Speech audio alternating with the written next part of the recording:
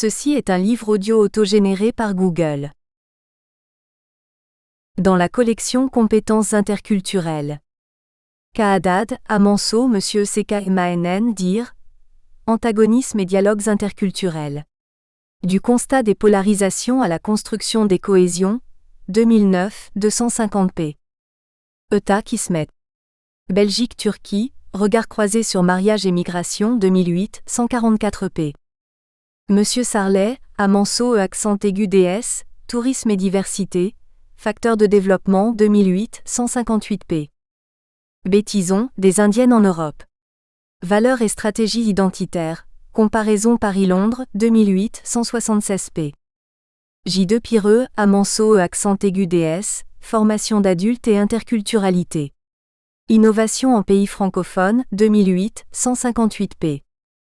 Amanso édition. Valorisation des compétences et co-développement. Africain ES qualifié ES en immigration, 2008, 236p. Ka'adad, l'intégration des musulmans en Suède. Un défi singulier pour une société multiculturelle, 2008, 125p. S. de Tapia, S. Aggenul E accent aigu DS, minorité discrète, diaspora en devenir. Kalmouk, kazakh et tibétain en France, 2008, 322p. ACHAOUITE, l'interculturel comme art de vivre. Fragment critique, 2007, 152p. H. Saïdi édition, les étrangers en France et l'héritage colonial. Processus historique et identitaire, 2007, 154p. J. de Changy, FDASSETTO, B. Maréchal, relations et co-inclusion. Islam en Belgique, 2007, 240p. Monsieur Borne école, le accent aigu DS, recomposer sa vie ailleurs. Recherche-action auprès des familles primo-arrivantes, 2006, 214p. Amanso, processus identitaire et intégration. Approche psychosociale des jeunes issus de l'immigration, 2006, 188p. Amanso cohorde, turc en Europe. L'heure de l'élargissement, 2006, 129p. E. Prieur, E. Jovelin et Monsieur Blanc cohorde, travail social et immigration. Interculturalité et pratiques professionnelles, 2006, 312p. Aelia, réseaux ethno-communautaires des Fulbe en Italie. Recherche de visibilité, logique associative et stratégie migratoire, 2006, 115p. S. Aggenul, religion de Turquie, religion des Turcs. Nouveaux acteurs dans l'Europe élargie, 2005, 193p. 50, Muller et S. de Tapia, E. accent aigu DS, un dynamisme venu d'ailleurs, la création d'entreprises par les immigrés, 2005, 311p. Amanso et SAMORANITIS, E. accent aigu DS, reconnaissance de l'islam dans les communes d'Europe. Action contre les discriminations religieuses, 2005, 200p, traduit en anglais. CH. PARTHOENS et Amanso, de Zola à Atatürk, un village musulman en Wallonie. Sherat Visé, 2005, 174p. JGATUGU, SAMORANITIS et Amanso, E accent aigu DS, la vie associative des migrants, quelle reconnaissance? Réponse européenne et canadienne, 2004, 280p. Umanso dire reconnaissance et discrimination, présence de l'islam en Europe occidentale et en Amérique du Nord, 2004, 371p, traduction italienne en cours. Amanso édition, Turquie vers de nouveaux horizons migratoires, 2004, 308p. Monsieur VATZ Laharoussi et Amanso, E accent aigu DS, jeunesse, citoyenneté, violence. Réfugiés albanais en Belgique et au Québec, 2003, 312p. Des Crutzen et Amanso, E accent aigu DS, compétences linguistiques et socio-cognitives des enfants de migrants. Turcs et Marocains en Belgique, 2003, 126p. Amanso, compétences interculturelles des jeunes issus de l'immigration. Perspectives théoriques et pratiques, 2002, 182p. Compétences interculturelles est une collection destinée à présenter les travaux théoriques, empiriques et pratiques des chercheurs scientifiques et des acteurs sociaux qui ont pour but d'identifier, de modéliser et de valoriser les ressources et les compétences interculturelles des populations et des institutions confrontées à la multiplicité des référents socioculturels et au contact entre différentes cultures. Les compétences interculturelles se révèlent capitales, notamment dans le double effort d'intégration des personnes issues de migration, qui doivent à tout le moins se positionner à la fois par rapport à la société d'accueil et par rapport au milieu d'origine, eux-mêmes en constante transformation. Les travailleurs sociaux au sens large, les enseignants, d'autres intervenants, mais également les décideurs chargés des politiques d'accueil et d'intégration des migrants et des minorités culturelles, sont concernés par ce type de compétences professionnelles pour mener, à destination de ces publics, des actions de développement social et pédagogique efficaces. Même si l'objectif de la présente collection est prioritairement de faire connaître les travaux de l'Institut de recherche, formation et action sur les migrations, IRFAM, et de ses nombreux partenaires internationaux, cet espace d'expression est ouvert aux équipes pluridisciplinaires qui souhaitent contribuer à l'approfondissement des savoirs et des savoir-faire en matière de développement interculturel. Les publications en préparation couvrent divers domaines parmi lesquels interculturel, activités créatives et insertion. Migration et développement, le rôle des associations. Migration et prévention des violences. Pour une éducation aux migrations équitable. Psychologie et migration, vers une synthèse. La collection bénéficie des apports d'un comité scientifique international qui a pour rôle d'évaluer les ouvrages et les chapitres d'ouvrages proposés pour publication, ainsi que d'initier des thèmes nouveaux. Le comité participe à l'orientation de la politique d'édition, de diffusion et de promotion de la collection. Les membres du comité sont Mara Christine, Bruxelles. Lilje Sirma, Université de Montréal. Boltzmann Claudio, Haute École spécialisée de la Suisse occidentale, Genève. Bulto Alain, Conseil de l'éducation et de la formation, Bruxelles. Cohen-Émeric Margalit, Paris. Cosselin Pierre, Université de Paris 5. De Tapia Stéphane, Centre national de recherche scientifique et Université Monsieur Bloch, Strasbourg. De Halou Pierre, Haute École namuroise catholique. Étienne Caroline, Namur. Franchi Vigée, Université de Paris 5. Fortin Clément, Université du Québec. Gatougou Joseph, Centre d'action interculturelle de Namur. Germain Annick, Institut national de recherche scientifique, Montréal. Gersnorova Andrea, Université Charles de Prague. Gégelochage Collet, Université libre de Bruxelles. Élie Denise, Institut national de recherche scientifique, Montréal. Jacques Paul, Institut wallon de santé mentale, Namur. Kestelout Christian, Université catholique flamande de Louvain. Lalou Mohamed, Université de Lyon 2. Liégeois Jean-Pierre, Université de Paris 5. Louis Vincent, Université de Liège. Manceau Oral, Facultés universitaires Saint-Louis de Bruxelles. Oguet Tania, Université de Fribourg. Raya Lozano Enrique, Université de Grenade. Rigoni Isabelle, Université de Poitiers. Santelli Emmanuel, Centre national de recherche scientifique, Lyon. Tisserand Pascal, Université de Metz. Villan Michel, Direction générale de l'action sociale et de la santé, Namur.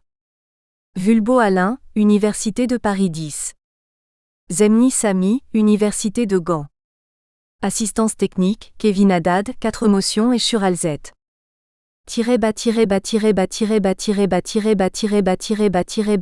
Collection. Compétences interculturelles.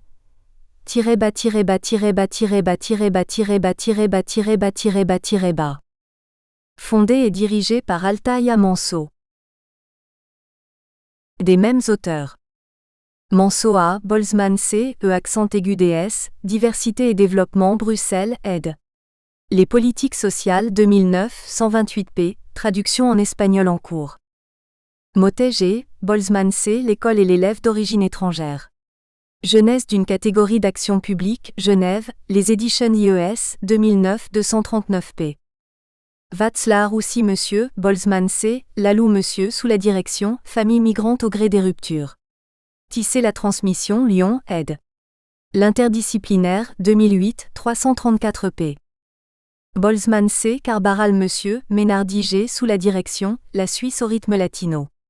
Dynamique migratoire des Latino-Américains, Logique d'action, vie quotidienne, pistes d'intervention dans les domaines du social et de la santé, Genève, les éditions IES, 2007, 350 p. Boltzmann C. Vial Monsieur, migrants au quotidien, les frontaliers. Pratique, représentation et identité collective, Genève et Zurich, ed. Seismo 2007, 261 p. Boltzmann C. Fibière, Vial Monsieur Seconda Secondos. Le processus d'intégration des jeunes adultes issus de la migration espagnole et italienne en Suisse, Zurich, ed. Seismo 2003, 240 p.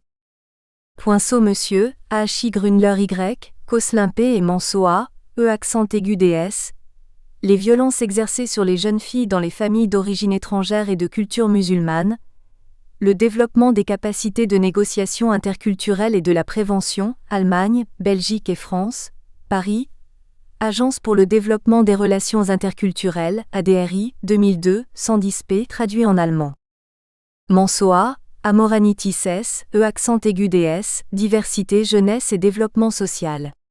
L'insertion des jeunes d'origine étrangère à l'aube du XXIE accent grave S. Bruxelles, Communauté Wallonie-Bruxelles, 2002, 79 p. épuisé.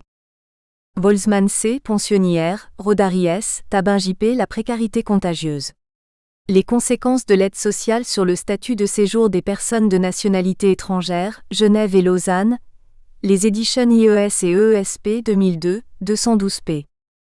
Gatougou J. Manceau A. Amoranitis S. Valorisation et transfert des compétences, l'intégration des migrants au service du co-développement. La population africaine de Wallonie, Paris, Turin, Budapest, L'Harmattan, Col. Logique sociale 2001, 165 p. Ekman M. Salberga. C. Boltzmann C. Grünberg K. De la parole des victimes à l'action contre le racisme. Bilan d'une recherche-action, Genève, les éditions IES, 2001, 336 p. Manceau A. Sociographie de la population turque et d'origine turque, 40 ans de présence en Belgique, 1960 à 2000. Dynamique, problème, perspective, Bruxelles, Centre des relations européennes, ed. Européenne, 2000, 230 p. traduit en turc et en néerlandais. Épuisé. Feldes, Manceau A. L'intégration des jeunes d'origine étrangère dans une société en mutation. L'insertion scolaire socioculturelle et professionnelle en Belgique francophone, Paris, Montréal, L'Harmattan, Col. Logique sociale 2218 p. Manceau A. Amoranitis S. E accent aigu DS, délégation par abandon Mons, ed. Les politiques sociales, 1999, 128 p. traduit en espagnol. Manceau A. Intégration et identité. Stratégie et position des jeunes issus de l'immigration, Bruxelles, Paris, de Bock Université, Col. L'homme Litranger, 1999, 245 p. épuisé. Boltzmann C. Tabin JP. Sous la direction, population immigrée, quelle insertion? Quel travail social? Genève et Lausanne, les éditions IES et EESP, 1999, 224 p. Manceau A. Valeurs et projets des jeunes issus de l'immigration. L'exemple des Turcs en Belgique, Paris, Montréal, L'Harmattan, Col. Logique sociale, 1998, 158 p. BD Zother P. Boltzmann C. Sous la direction, on est né quelque part mais on peut vivre ailleurs. Famille, migration, culture, travail social, Genève, les éditions IES, 1997, 423 p. Wicker HR, Albert JL, Boltzmann C. Fibière, Imovka, Vimera. Sous la direction, l'altérité dans la société. Migration, ethnicité et État, Zurich, ed. Seismo 1996, 442 p. Ekman M. Boltzmann C. De Ramgé, jeunes sans qualification. Trajectoire, situation et stratégie, Genève, les éditions IES, 1994, 314 p. Boltzmann C. Sociologie de l'exil, une approche dynamique, Zurich, ed. Seismo 1996, 333 p. Boltzmann C. Les métamorphoses de la barque. Les politiques d'asile, d'insertion et de retour de la Suisse à l'égard des exilés chiliens, Genève, les éditions IES, 1993, 143 p. Manceau A et Manceau U. Sous la direction, Turc de Belgique. Identité et trajectoire d'une minorité, Bruxelles, Info Turc et CESRIM, 1992, 288 p. épuisé. Manceau A. en collaboration avec Thirion à Monsieur, Dacosburg Monsieur H, Delange B, Pauvreté et scolarisation. L'exclusion socio-scolaire au niveau de l'enseignement fondamental en Belgique francophone, Bruxelles, aide de la Fondation Roi Baudouin, 1992, 165 p, épuisé. Introduction. Présentation de l'ouvrage, Altaï Manso et Claudio Boltzmann. Partie de la volonté de donner un retentissement international à divers travaux sur les notions complémentaires du développement local, d'une part, et du transnationalisme, d'autre part, ce livre regroupe diverses contributions illustratives articulées à l'aune des apports à ce champ de l'approche interculturelle. Un premier noyau des textes présentés dans ce volume fut produit à l'occasion du 3e congrès de l'AIFRIS, Association internationale pour la formation, la recherche et l'intervention sociale. Ce congrès fut tenu du 21 au 24 avril 2009 à Hammamet, en Tunisie. Il avait une question pour thème général. Quelle référence pour quelle pratique en intervention sociale dans un monde en mutation ? L'AIFRIS est une association internationale sans but lucratif de droit belge, située à Bruxelles. Elle fut créée à la suite des 2 premiers congrès internationaux des formateurs en travail social et des professionnels francophones de l'intervention sociale, Caen en 2005, Namur en 2007. Les participants ont décidé de se structurer en la créant le 28 juin 2008 à Paris. Elle a pour but de promouvoir le développement scientifique, pédagogique, professionnel et le rayonnement international de l'intervention sociale. Elle vise, dans un esprit pluraliste, à développer les moyens d'échange entre formateurs, chercheurs et professionnels de l'intervention sociale.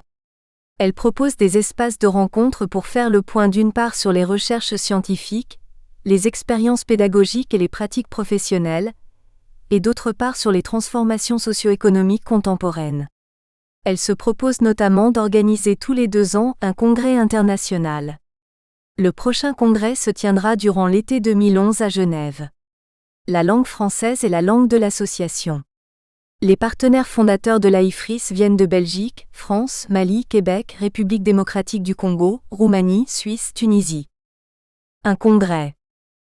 Le 3e congrès international des formateurs et des professionnels de l'intervention sociale de l'AIFRIS a permis le rassemblement de près de 500 participants, chercheurs, enseignants universitaires, formateurs spécialisés, administrateurs, agents de l'intervention sociale divers provenant de France, Belgique, Québec, Suisse, Tunisie, Mali, Portugal, Roumanie, Turquie, Tchad, République démocratique du Congo, Maroc, Algérie.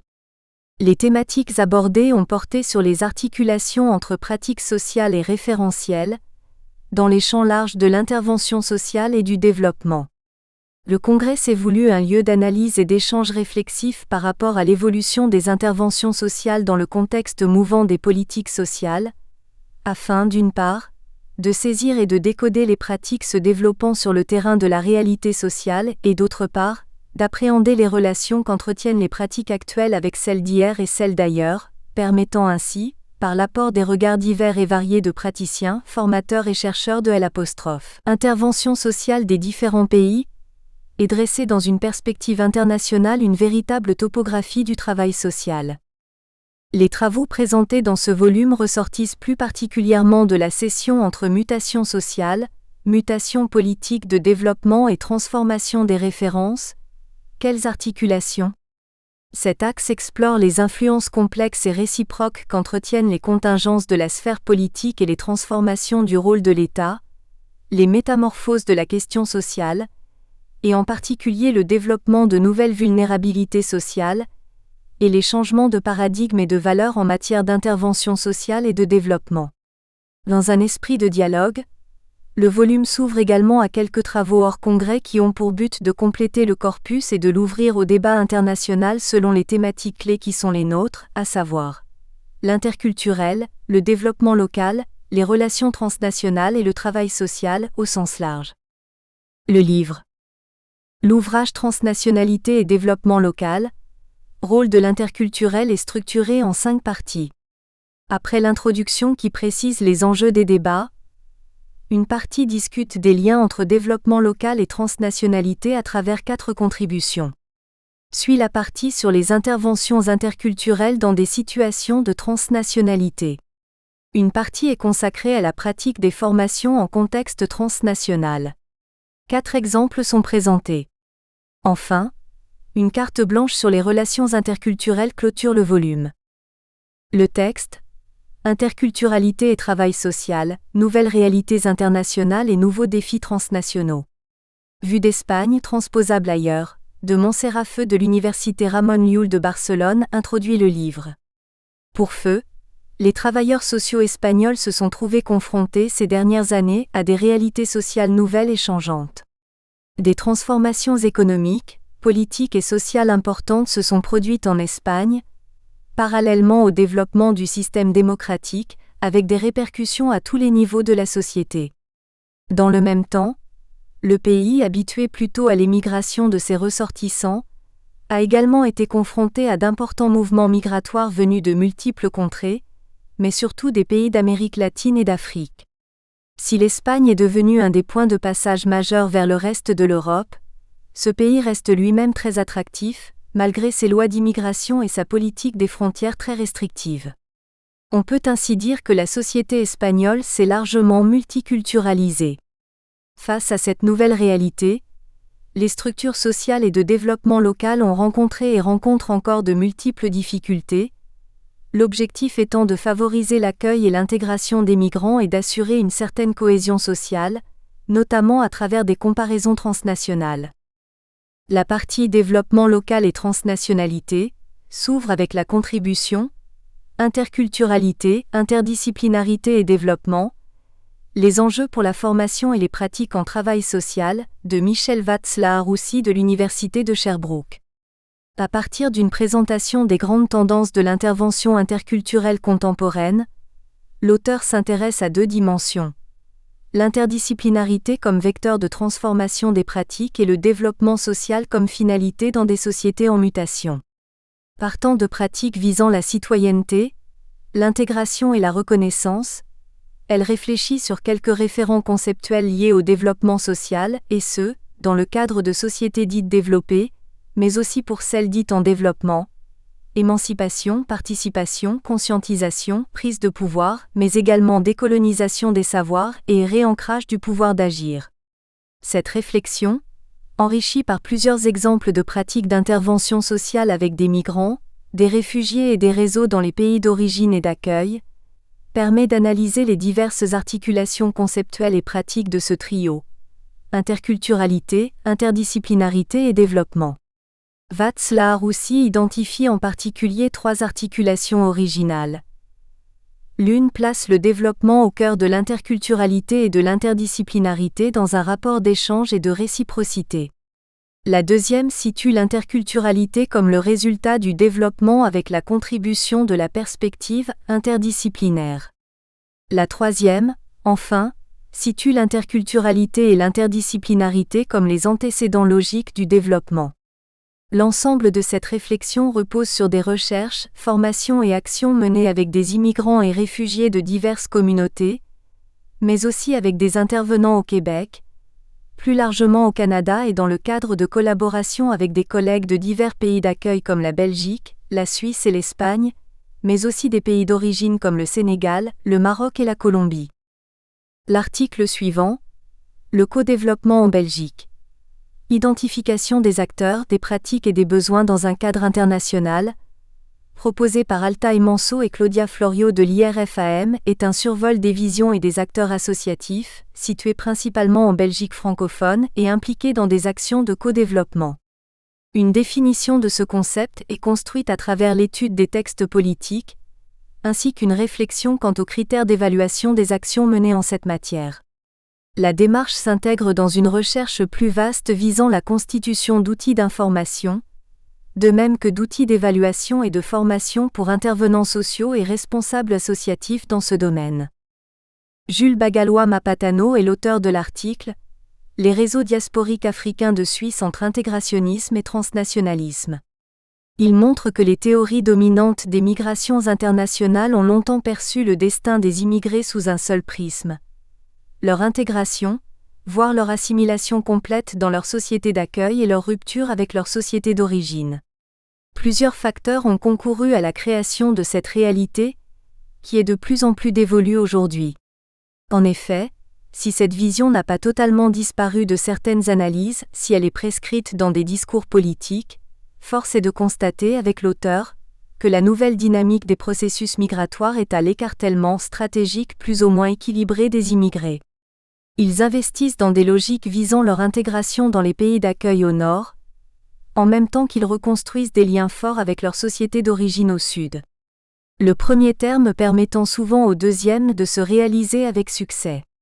Les relations que les immigrés reconstruisent avec leur groupe d'appartenance au sud impliquent divers types de bénéfices partagés avec divers partenaires. Les travaux phares de portent sur le développement par l'exil, à partir de l'exemple des immigrés latino-américains aux États-Unis, théorisent ces dynamiques au cœur des nouvelles diasporas. Dynamique que cet auteur désigne par transnationalisme. Une équipe turque y apporte une illustration dans son « Émigration vers la Belgique ». Quels effets sur Emirdağ, Turquie? Aki Yazıcı, Nusret Koca et Murat Göktep de l'Université d'Afyon rappellent que l'origine géographique des citoyens turcs vivant dans différents pays d'Europe renvoie spécifiquement à certaines localités. La commune d'Emirdağ en est un bon exemple. Environ 40% des Turcs et personnes originaires de Turquie vivant en Belgique sont de cette commune du centre de l'Anatolie. Le fait n'est pas sans influencer de façon importante la structure culturelle, économique et sociale de la commune. Dans cette étude, les chercheurs tentent d'identifier ces influences transnationales et leurs conséquences. La section Interventions interculturelles et transnationalité commence avec Gouvernance locale des diversités et solidarités internationales, Perspectives liégeoises, par Altaï Manso, de l'Institut de recherche, formation et action sur les migrations, Andrea Gersnorova de l'Université Charles de Prague et Dani Crutzen, Initiative locale d'accueil d'Assès.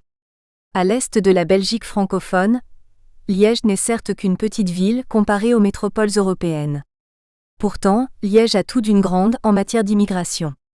Centre d'industrialisation de la première heure en Europe, elle a vu déferler de très nombreuses vagues de migrants internes et externes à la Belgique, d'abord, puis très vite, internes et externes au continent européen. Ces migrations ont pendant plus d'une centaine d'années modelé la population de cette cité du charbon et de l'acier. Les générations de migrants n'ont pas hésité à transmettre certaines de leurs diversités à leurs jeunes, occasionnant dans certains cas des phénomènes de concentration géographique, marché du logement, sectoriel, marché de l'emploi, etc., aidés en cela par la structure même de ces marchés pas toujours ouverts de la même manière à tous les publics. Les concentrations des populations immigrées se manifestent encore par une autre figure, selon les auteurs. C'est la possibilité pour elles de se structurer en association, de se donner des représentants, d'établir leur commerce, etc., se rendant ainsi de plus en plus visibles dans l'espace public. Les populations issues des migrations suscitent alors le débat sur leur présence, légitimité, diversité, adaptabilité, repli. La ville, ses institutions et d'autres pouvoirs et entités locaux ont ainsi développé des instruments et des politiques afin de participer et de gérer ce débat autour de l'immigration. Cette petite ville dispose par exemple de plusieurs institutions spécifiques travaillant autour des questions d'immigration, d'intégration, d'exclusion, de discrimination. Elle compte plusieurs centres de recherche spécialisés dans le domaine, de très nombreuses associations occupant le champ du travail avec les populations immigrées, réfugiées et bien d'autres ressources encore. Le développement à Liège d'instances de pilotage en est un des signes, comme la possibilité de lier cette dynamique au niveau européen.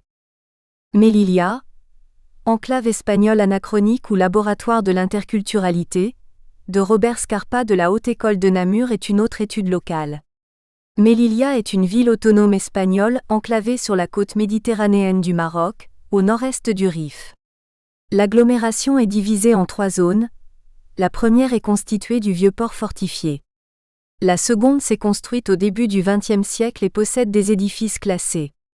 La troisième zone est la ville moderne, elle-même divisée en quartiers chics proches du centre et quartiers populaires situés dans la périphérie. Melilla est liée au monde militaire et aux guerres, ainsi qu'aux conquêtes médiévales espagnoles au Maroc. L'auteur montre comment la ville cherche à valoriser ses ressources interculturelles. La gouvernance locale est aussi le sujet de Les Malgaches face à la bonne gouvernance, d'Emmanuel Jovelin de l'Université catholique de Lille. En effet, Le thème entretient la conscience collective des Malgaches depuis longtemps. Le discours sur la gouvernance dans son sens moderne est né quant à lui, aux États-Unis, au lendemain de la crise de 1929. On pose toutefois la question de la validité épistémologique de la gouvernance. La gouvernance est cependant, selon Jovelin, un concept partagé par de nombreux États, dont Madagascar. Bien que les idées qui s'y rapportent aient été déterminées dans un monde de culture anglo-saxonne, la gouvernance a dû se frotter à l'histoire contemporaine pour gagner des galons. Le cheminement de la réflexion pour faire de la gouvernance un mode de pensée plus complet et plus englobant trouve sa source dans l'expérience du développement en Afrique. La partie formation et intervention transnationale s'ouvre avec l'article de Claudio Boltzmann et Ibrahima Guissé de la Haute École spécialisée de Suisse occidentale, HESSO, sur le thème de la formation des étudiants. Réalité et obstacles à la mobilité transnationale dans les rapports Nord-Sud. D'après les auteurs, la mobilité transnationale des étudiants est considérée comme une valeur importante par les établissements d'éducation supérieure et les gouvernements européens. Le fait d'effectuer une partie ou la totalité des études à l'étranger est perçu comme une opportunité d'accroître le capital humain des étudiants, et par là, leur employabilité sur un marché du travail devenu plus concurrentiel et flexible. Toutefois, lorsque l'on observe la situation de la majorité des étudiants en provenance des pays africains et latino-américains dans les États européens, on constate une certaine précarisation de leurs conditions de vie pendant les années de formation, et ceci tant sur le plan du statut juridique que sur le plan économique, ce qui peut avoir des effets sur leur rendement académique. De plus, certains États n'autorisent pas l'accès à l'emploi de ces étudiants une fois leur formation achevée. Ils ne peuvent souvent pas non plus trouver un travail en lien avec leur diplôme dans leur pays d'origine. Ainsi, plutôt que l'accroissement de leur employabilité, on observe un phénomène de gaspillage de cerveau ou alors une mobilité obligatoire vers des États tiers, notamment d'Amérique du Nord ou d'Océanie, où les risques de déqualification sont aussi bien présents. Les auteurs se demandent si dans ce cas, plutôt que d'envisager les rapports Nord-Sud en termes de brin-drain ou de brin-gain, on ne devrait pas plutôt s'interroger sur l'émergence d'une forme de brin-ouest. Aide au développement des pays du Sud en ingénierie de formation en travail social, un espace d'ajustement interculturel France-Afrique, est un texte d'Ahmed Lemligui de l'IRTS de Bretagne. Pour l'auteur, les initiatives d'aide au développement des pays du Nord au profit des pays du Sud ont pris un essor important dans le secteur économique. Elles ont connu une diversification de leur nature, notamment par une prise en compte de la dimension sociale comme élément fondateur concourant au développement. Dans cette optique, la promotion de la formation des acteurs locaux du social est devenue prioritaire. Cet axe suscite de plus en plus l'intérêt des formateurs en travail social des pays du Nord, qui cherchent à construire des projets de formation auprès des travailleurs sociaux des pays du Sud. Et c'est dans cette perspective que s'inscrivent les expériences que Lemligui relate. Les expériences menées marquent le début d'un processus qui demande à être étendu dans le respect d'un ensemble de principes qui prennent en compte, notamment les particularités historiques et culturelles des pays dans lesquels s'envisagent les actions de formation. Le propos se veut un témoignage et un reflet d'expériences de mise en place de programmes d'aide au développement en matière d'ingénierie pédagogique et d'organisation de séquences de formation continue en travail social en Afrique. La première a lieu auprès de travailleurs sociaux intervenant pour une dizaine d'ONG marocaines qui œuvrent auprès des enfants des rues. La seconde concerne des travailleurs sociaux du Congo-Brazzaville. L'article L'ingénierie de formation au risque de l'Afrique. L'exemple tchadien, d'Antoine Hamon, Institut régional du travail social de Basse-Normandie, et de Robert Bambé, École nationale des agents sanitaires et sociaux du Tchad, relate des expériences similaires à l'article précédent. Le texte est à deux voix et retrace la coopération entre deux écoles. Il pose les enjeux des échanges entre des formateurs supposés partager au départ une même vision du travail social, mais très vite l'asymétrie des positions des uns et des autres et les différences culturelles nécessitent la mise en place des processus garantissant un véritable échange interculturel pour assurer le succès de la coopération. Illustrer et analyser des échanges entre écoles est aussi le propos de Claire Walteri, de la Haute École HELMOESAS. Son article Réseau Liège-Tanger partenariat entre écoles d'action sociale est une contribution peu conventionnelle. Elle explique: nous écrivons à plusieurs mains en nous basant sur de courts textes de diverses personnes ayant participé au projet de partenariat. Nous allons vous raconter une histoire, l'histoire en évolution d'un projet de partenariat entre deux instituts de formation en travail social. C. Walteri illustre également l'ensemble de l'ouvrage avec ses photos portant sur l'expérience de son école. Signes, design, matière, temps, mouvement, sourire, reflet, lien, plaisir, attente, désir, voyage, histoire, vêtements, couleurs, lumière, regard. Petits instants vivants captés par ma boîte magique tout au long de cette aventure transnationale et interculturelle entre Tanger et Liège. Enfin, en guise de conclusion de ce cahier sur le transnationalisme et le développement, nous avons confié à l'historien Heidi Saidi, membre associé du groupe d'études et de recherche en travail social à l'Institut L'Île Vauban et chercheur invité à l'Université de Tunisie, une chronique historique libre, rencontre des civilisations, chronique des opportunités gâchées. L'auteur nous retrace, à travers de nombreux exemples liés aux relations entre le monde musulman et l'Occident, la vaine recherche de supériorité des peuples et la nécessité de construire des ponts entre cultures et rives de la Méditerranée. Interculturalité et travail social. Nouvelles réalités internationales et nouveaux défis transnationaux, vus d'Espagne, transposables ailleurs. Montserrat Feu. Les travailleurs sociaux espagnols se sont trouvés confrontés, ces dernières années, à des réalités sociales nouvelles et changeantes. Des transformations économiques, politiques et sociales importantes se sont produites en Espagne, parallèlement au développement du système démocratique, avec des répercussions à tous les niveaux de la société. En temps, le pays a également été confronté à d'importants mouvements migratoires venus de multiples contrées, mais surtout des pays d'Amérique latine et de l'Afrique. Si l'Espagne est devenue un des points de passage majeurs vers le reste de l'Europe, ce pays reste lui-même très attractif, malgré ses lois d'immigration et sa politique des frontières très restrictive. En 2007, la population de l'Espagne comptait 8,79% d'étrangers en situation légale, soit 4 millions de personnes. Depuis 1998, ce chiffre a été multiplié par pratiquement 5, soit une augmentation annuelle moyenne de 21,26%. En Catalogne, plus particulièrement, la croissance de l'immigration légale durant les 18 dernières années a été spectaculaire. En 2007, la région autonome comptait 13,4% des étrangers sur un total de 7 millions d'habitants.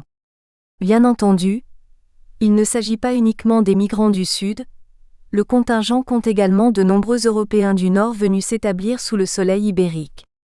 Quant aux irréguliers, il est impossible de les comptabiliser avec exactitude. On peut ainsi dire que la société espagnole s'est largement multiculturalisée.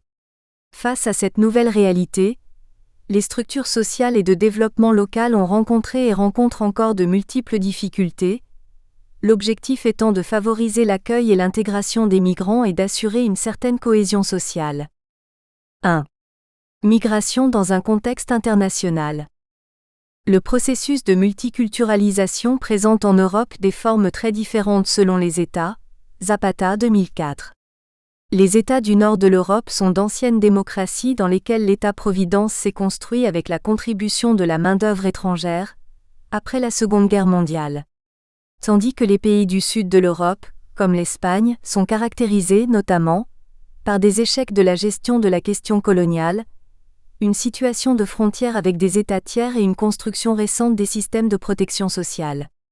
On constate également que les États du sud de l'Union européenne sont sujets aux mouvements migratoires les plus amples de ces dernières décennies, ainsi que le terreau d'un certain nombre de réactions racistes violentes envers les populations étrangères. Parallèlement et en relation avec le contexte de mondialisation et de globalisation de l'économie, les pays du sud de l'Europe se trouvent confrontés à des nouvelles situations d'inégalité qui touchent la vie quotidienne des populations qui assistent, impuissantes, à l'érosion du modèle social européen qu'elles avaient comme référence. En témoigne cette réaction de John Monks, secrétaire général de la Confédération européenne des syndicats (C), selon qui l'Europe sociale bat actuellement en retraite. Pour le syndicaliste, la situation ne pourra être dépassée qu'avec un projet politique de consensus entre les pays de l'Union qui transcende les règles purement économiques. La CES a ainsi présenté une proposition d'ajout au traité de Lisbonne. Il s'agit d'un protocole dit de progrès social, afin d'assurer la priorité des droits sociaux fondamentaux sur les libertés économiques. Pourtant, la tendance des années 60 et 70 de certains pays européens visant le progrès social et les efforts des années 80 et 90 pour arriver à un certain équilibre entre les pays membres de l'Union semblent actuellement laisser la place à une sorte de compétition de modèles sociaux nationaux. Ce changement de paradigme montre la prévalence de plus en plus forte des thèses ultralibérales anglo-saxonnes, dont un exemple significatif est la directive européenne sur l'immigration. Cette directive approuvée par le Parlement et le Conseil européen en mai 2008 est rebaptisée par certains la directive de la honte. En effet, elle limite le droit à la circulation des personnes issues de pays hors Union européenne. On y généralise une politique d'internement, avec une possible détention jusqu'à 18 mois de personnes en situation illégale de séjour. Diverses ségrégations ainsi que des politiques de retour ou d'expulsion y sont encouragées, tout en réduisant le migrant à une simple force de travail, dont l'accueil est strictement soumis aux besoins économiques des pays européens. Si l'immigration intra-européenne est encouragée, la directive cache sous un apparent consensus des divergences régionales importantes. Ainsi, les pays du sud de l'Europe comme l'Espagne, l'Italie, le Portugal et la Grèce se voient imposer les volontés en matière d'immigration des pays européens du Nord qui ont une ancienne tradition de réception. Les pays du sud de l'Europe se voient en outre imposer l'obligation de mieux contrôler leurs frontières avec les États tiers au moyen de mesures de plus en plus sécuritaires, tâche qu'ils partagent désormais avec des partenaires tiers comme par exemple le Maroc, la Tunisie ou la Turquie. Chaque pays hérite ainsi de contradictions économiques, politiques et sociales qu'il est censé traduire sur le terrain. En Espagne, la reprise du pouvoir par le gouvernement socialiste, après un gouvernement de droite, 2000 à 2004, avait permis de reprendre un discours positif sur l'immigration. Celui-ci soulignait l'apport des migrants à l'économie nationale, leur contribution au système de sécurité sociale, à la croissance démographique, etc. Le discours incorporait également la nécessité de gérer la diversité culturelle, à travers la mise en place d'un modèle interculturel. Mais on note en 2008 à 2009 un changement de langage politique et médiatique à propos de l'immigration. On en subodore les raisons électorales à un moment de confrontation aiguë avec la crise économique mondiale. Le propos actuel souligne l'importance de contrôler, de sélectionner, surtout de traiter la question des irréguliers, notamment par l'expulsion. Le risque est l'établissement d'une fausse équation, population migrante égale chômage de la population autochtone, désignant à faible coût les coupables de la crise de nos économies. La structure politique de l'État espagnol, fortement décentralisée, suppose par ailleurs, devant le fait migratoire, un partage des compétences entre les différentes administrations, la centrale, l'autonome et la locale. Ce fait provoque des difficultés indéniables, tout en offrant une possibilité de souplesse politique à qui sait s'en accaparer. L'administration de l'État central a ainsi la compétence exclusive de déterminer les flux migratoires, la concession d'asile et de refuge politique, l'attribution de la nationalité espagnole et des permis de travail et de résidence. Cette compétence est toutefois contingentée par les directives européennes.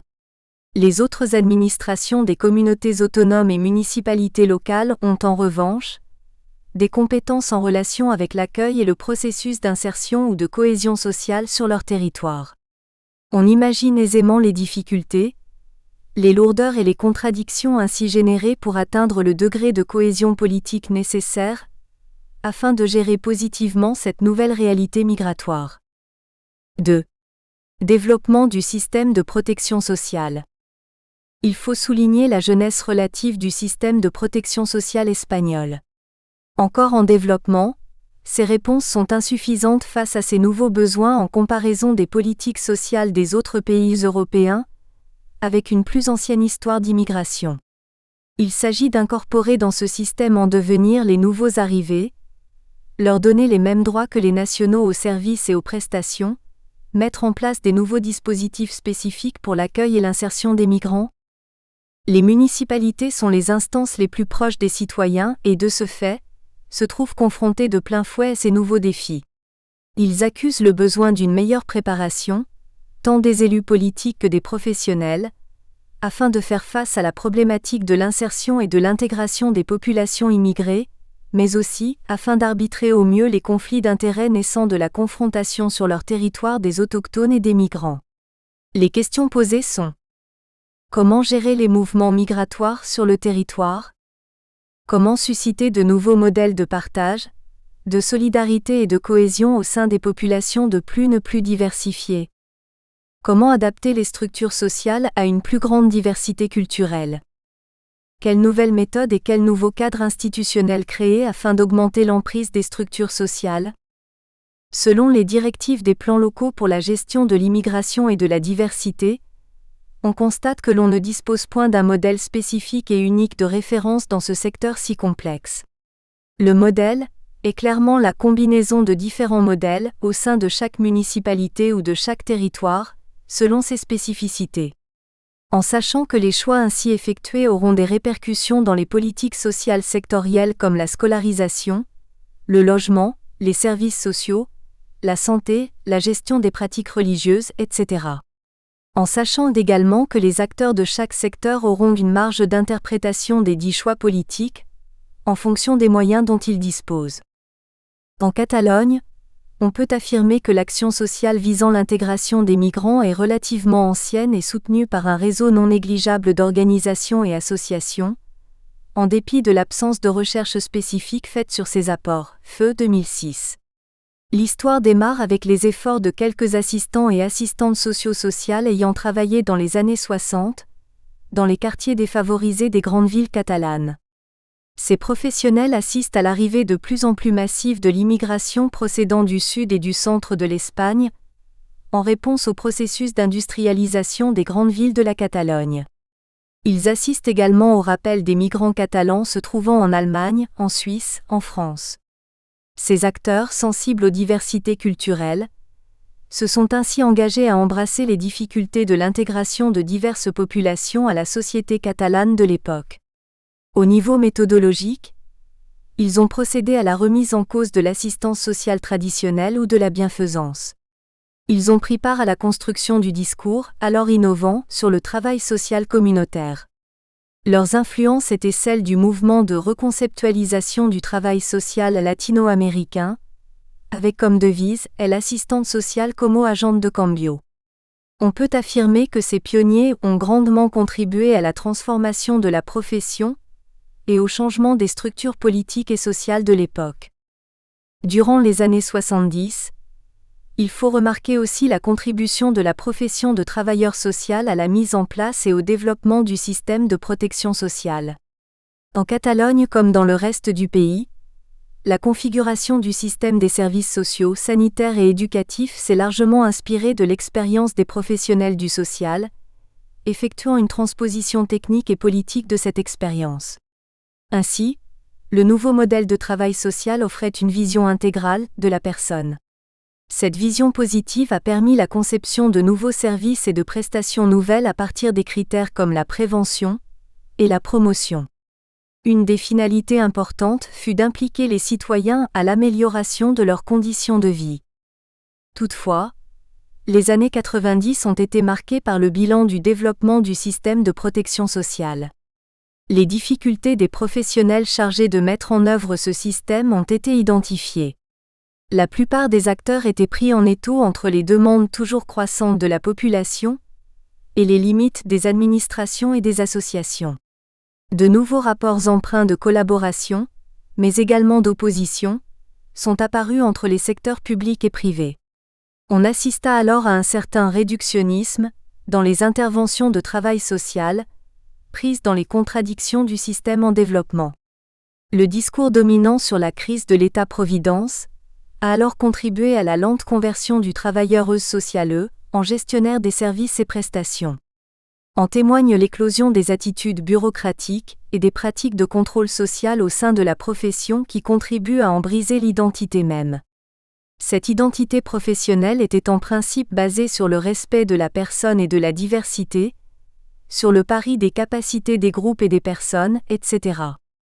Le sens même du travail social de développement ne se base-t-il pas sur la reconnaissance des dimensions positives des conflits, en tant que facteur de changement social? Cette transformation, ou retour en arrière, idéologique récente favorise la logique de l'approche individuelle en travail social.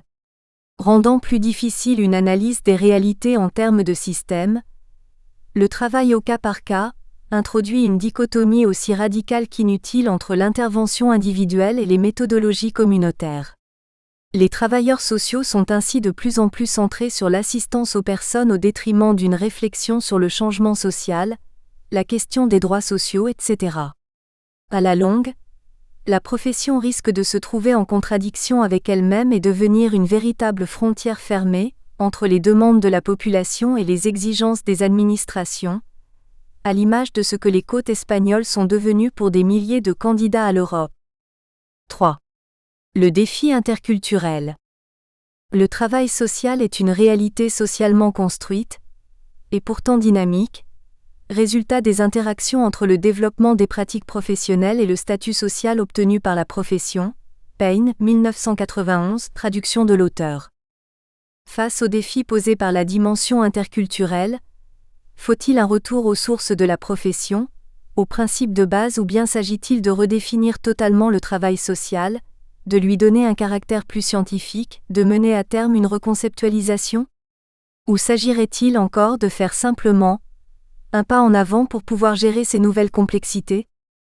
En tout état de cause, pour intervenir, tout acteur devra tenir compte du milieu dans lequel se situe le phénomène migratoire, comprendre ses racines, ses conséquences, les enjeux qui l'engagent, ses interactions avec d'autres tendances observables dans nos milieux économiques, sociaux et politiques, et enfin, les contradictions et frottements culturels que cela produit au sein des sociétés d'accueil et d'origine, les représentations sociales, les changements et les conflits qu'ils suscitent. La profession du travail social est de promouvoir le changement social, la résolution des problèmes dans les relations humaines et le renforcement et la libération de la population pour un meilleur bien-être. Le travail social reconnaît la complexité des interactions entre les personnes et le milieu. Elle se sert des théories sur le développement et comportement humain, ainsi que des systèmes sociaux afin d'analyser des situations complexes et de faciliter les changements personnels, organisationnels, sociaux et culturels. Association internationale des écoles de travail social. Dans les sociétés où de multiples forces sont en interaction, où l'incorporation d'éléments sociaux nouveaux est courante, les théories de la complexité offrent des éléments de compréhension à propos des processus menant à la construction d'une société interculturelle. Elles permettent ainsi de relever les éléments cachés des réalités et leurs interrelations avec des contextes plus globaux. La pensée complexe est non pas celle qui évite ou supprime le défi, mais celle qui aide à le relever et parfois même à le surmonter. La pensée complexe aspire à la connaissance multidimensionnelle. Il y a une recherche de l'intelligibilité, non dans l'alternative de l'exclusion, mais dans l'interrelation, l'interaction, l'interdépendance des idées d'ordre, de désordre, d'organisation. Morin, 1990. Les problèmes sociaux complexes ont besoin d'un travail qui place la situation personnelle, familiale, groupale et communautaire dans un lieu et un contexte déterminé. Les connaissances du travail social s'intègrent dans un domaine spécifique de compréhension et d'action. J.M. Barbero, traduction de l'auteur.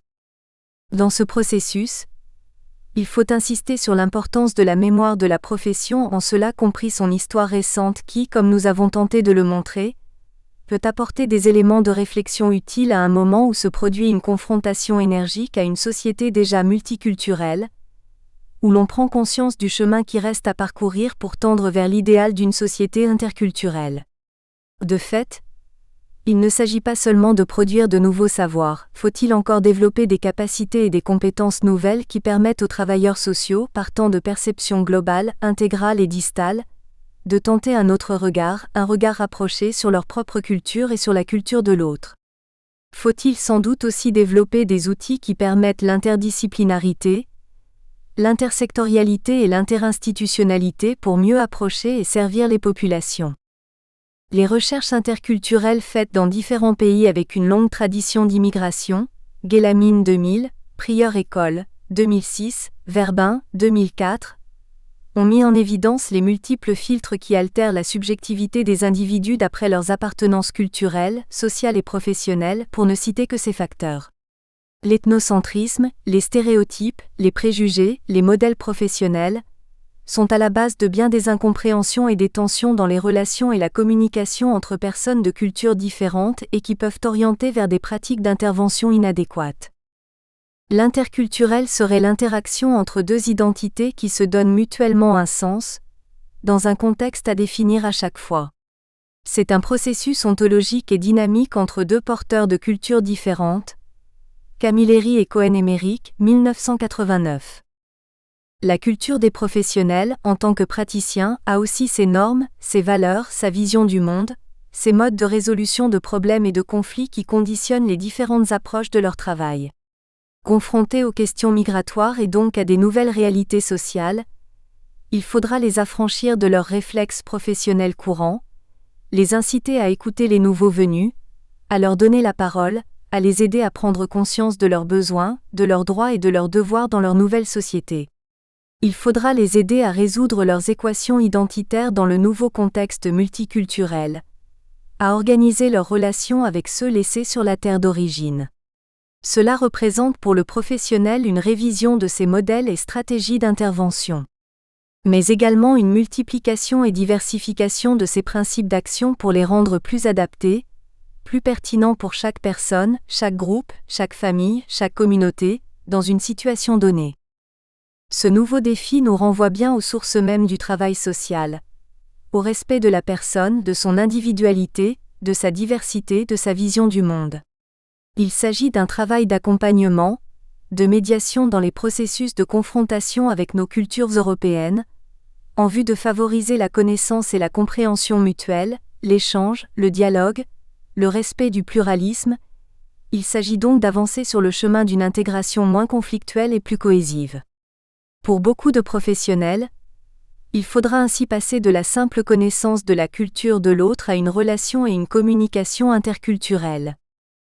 Non seulement le professionnel manque de connaissances sur la culture de l'autre, individu, famille, groupe, ce qui se manifeste au niveau des codes de communication verbale et non verbale, des représentations des rôles et des statuts sociaux, des systèmes de valeurs, normes, aspirations et supports symboliques inscrits dans les situations de la vie quotidienne, mais il est aussi porteur de sa propre culture très différente et souvent plus valorisée.